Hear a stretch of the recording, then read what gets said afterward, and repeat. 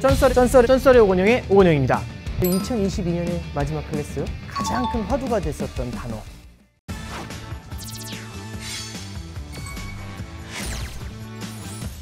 안녕하십니까. 쩐에 관한 모든 썰, 쩐썰의 오건영의 오건영입니다.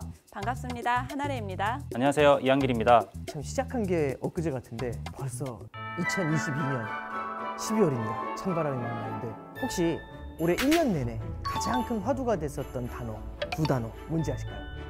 제가 먼저 한번 말씀드리겠습니다. 처음부터 이제 경제 새싹으로서 얘기 들으면서 일단 확실히 하나는 인플레이션인 것 같습니다. 정답입니다. 인플레이션에 대한 얘기가 되게 많이 나오죠. 물가가 올라가는 현상을 우리는 인플레이션이라고 합니다. 이런 농산물 시장이라든지 이런 쪽의 압력으로 인해서 물가 상승세가 심상치 않을 것이다. 이것 때문에 공급이 안 되니까 이것 때문에 이제 물가가 오른다는 이런 얘기거든요. 어떤 걸까요? 다음 거. 금리 아닌가요? 역시. 금리가 올라가는 이유는 이제 여러 가지가 있을 겁니다. 금리 인상을 통해 가지고 수요를 잡겠다라는 게 가장 큰 로직이에요, 일반적인. 금리 인상으로 0.5로 한 적은 단 한 번도 없습니다. 자, 그러면 우리가 이제 금리하고 인플레이션, 물가가 오르니까 금리가 오르는 원리, 이런 건 정말 많이 설명을 드렸었어요. 이 정도까지는 충분히 이해하셨을 텐데 이 이외에 조금 더 궁금하신 거, 그런 것들이 있을까요?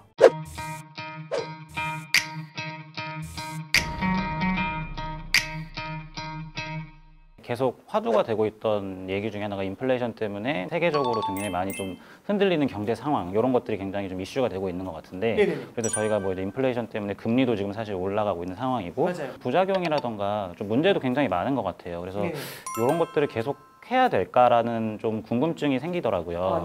그게 이제 극단적으로 따지면 그냥 놔두면 안 돼요? 이제 이거거든요. 물가 오르면 어때요?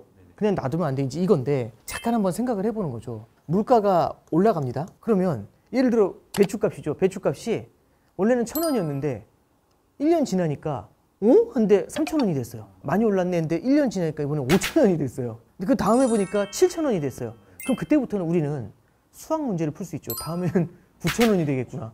근데 9,000원이 된다고 생각하면 어떻게 되냐면 사람들이 전부 다 달려가거든요. 9,000원 너무 부담스럽잖아요. 미리 사야겠죠. 8,500원이라도. 그럼 확 하고 달려가요. 확 달려가는 과정에서 어떤 일이 벌어지게 되냐면 배추값이 하늘로 뜁니다. 그럼 15,000원이 되고 2만 원이 되죠. 가만 놔두잖아요. 그럼 5만 원이 되고요. 10만 원이 됩니다. 그러면 돈이 전부 다 배추로 몰려요.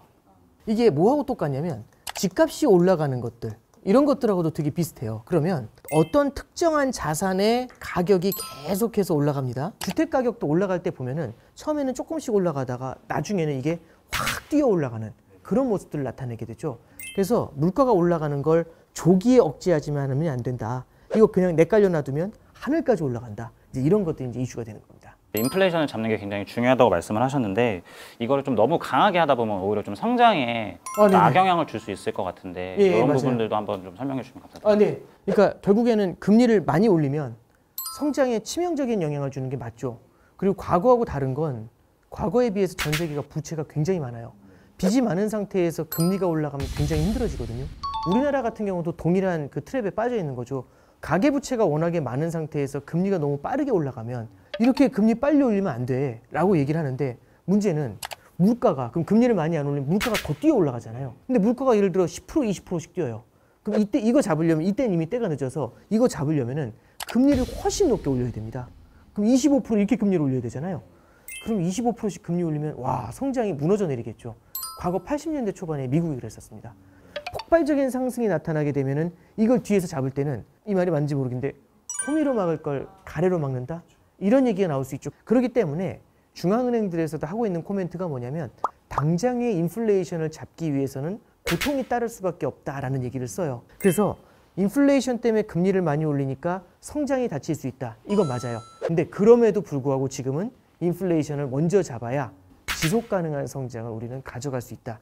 이게 이제 중앙은행에서 바라보고 있는 포인트다라고 보시면 되겠습니다. 고물가가 굉장히 장기화돼 버리잖아요. 사람들이 물가는 의례껏 오르는 거야 라고 생각을 하게 돼요. 기대 인플레이션, 물가가 오를 것 같다라는 심리죠.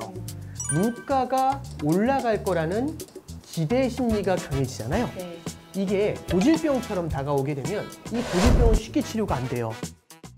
그러면 이제 말씀하신 것처럼 인플레이션하고 기대 인플레이션이 고질병이 되는 게 시장에 또 다른 충격으로 이어질 수 있다는 말씀이신 거죠? 네네, 그렇습니다. 이제 말씀드렸던 것처럼 자, 우리는 인플레이션을 물가가 오른다라고 하지만 뒤집어서 화폐 가치가 떨어진다라고도 얘기를 해요. 디플레이션은 물가가 떨어지는 거지만 화폐 가치가 오르는 거다. 이렇게 얘기를 해요. 자, 그러면 이제 금융위기 이후에는 전 세계가 일본식 디플레이션을 걱정했어요. 디플레이션이 워낙 오래되다 보니까 기대 디플레이션이 생기면서 디플레이션이 하나의 고질병이 되어 있었습니다.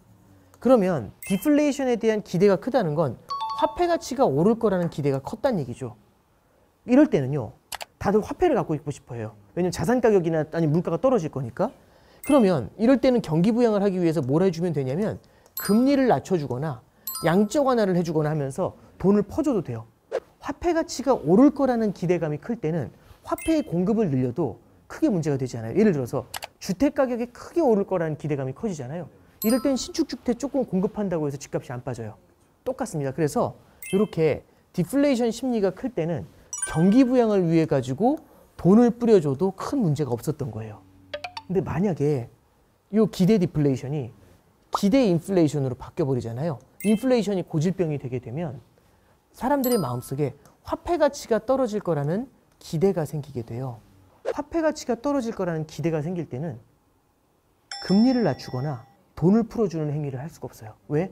집값이 떨어질 것 같은데 주택의 공급을 늘리면 큰 폭으로 폭락을 해버리는 문제가 생길 수 있죠. 그러면 이런 케이스는 화폐 가치가 떨어질 것 같은데 어마어마한 돈을 뿌려준다? 그럼 화폐 가치가 폭락을 하면서 물가가 폭등을 해주는 문제가 생기게 되겠죠. 그럼 그거 잡으려면 훨씬 더 높은 금리를 만들어야 되는 겁니다. 인플레이션의 기대감, 이게 하나의 고질병처럼 오래 이어지게 됐을 때는 우리가 훨씬 더 중장기적으로 굉장히 어려운 그런 경제 상황에 처할 수가 있어요. 그래서 이 인플레이션을 잡고 가는 것이 지상 과제다. 우리는 이렇게 정리할 수 있을 것 같습니다. 네, 저희 2022년의 마지막 클래스 이렇게 마치겠습니다. 감사합니다.